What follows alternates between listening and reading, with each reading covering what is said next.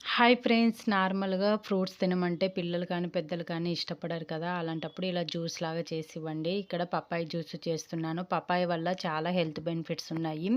So, జుట్టు రాలకుండా ఉండడానికి, చర్మము మెరుగుపడడానికి అండ్ గుండె జబ్బులకు కూడా చాలా బాగా ఉపయోగపడుతుంది. అంతేకాకుండా లేడీస్‌కి ఇర్రెగ్యులర్ పీరియడ్స్ ఉన్న వాళ్ళకి కూడా చాలా బాగా ఉపయోగపడుతుంది. సో, అలాంటి వాళ్ళు నార్మల్‌గా ఫ్రూట్స్ లాగా తినడానికి ఇష్టపడరు కదా! సో, ఇలా జ్యూస్ లాగా చేసిస్తే పిల్లలతో సహా అందరూ ఇష్టంగా తాగుతారు.